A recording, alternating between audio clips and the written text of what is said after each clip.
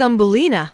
Long time ago, a husband and his wife got a little seed from a beautiful fairy. She said, "Plant it in a flower pot. You will get a child as you wish." Both of them planted the seed, they watered it, and loosened the soil with care. Several days passed. The little seed grew into a plant with a beautiful red flower. "It is very beautiful," the wife said. She gently touched the flower. Immediately, the flower opened out, and there was a very pretty girl, as small as a thumb, smiling in the middle of it. The husband and his wife were really glad. They brought up her with love and care. The girl was called Thumbelina. She slept in a little cradle made of walnut shell.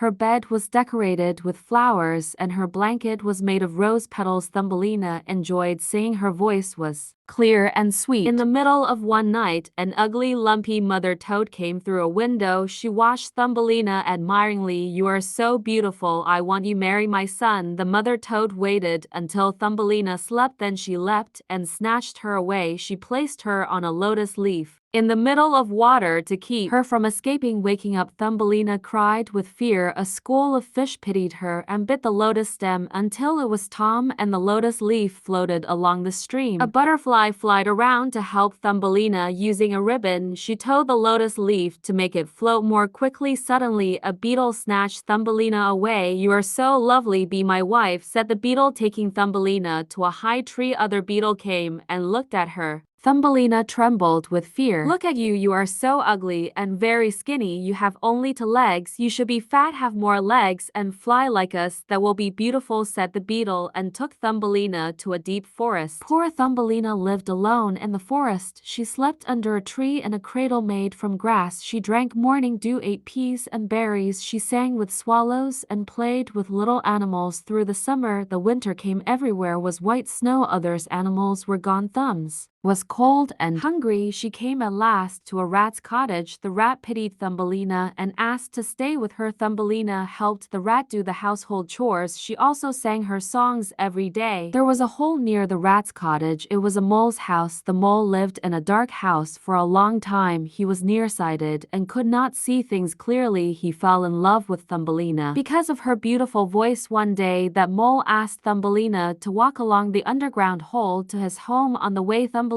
found a swallow lying unconscious and stiff with the cold. Sweet Thumbelina hurriedly covered her with soft dry grass and held her with pity. She took good care of her and fed her rice and water until the swallow becomes strong. One day, the rat asked and forced Thumbelina to marry the mole, her neighbor. "He has a big, comfortable house, and he has lots of food. You must be happy, believe me," said the rat. But Thumbelina did not want to marry the mole because she did not love him. She did not like the house in a dark tunnel without morning sunshine. She could not see the cloud and the sky and beautiful flowers. The wedding day was near, and Thumbelina was very sad. One morning, while Thumbelina went for a walk feeling lonely, she met the swallow once again. "Thumbelina, come with me," said the swallow.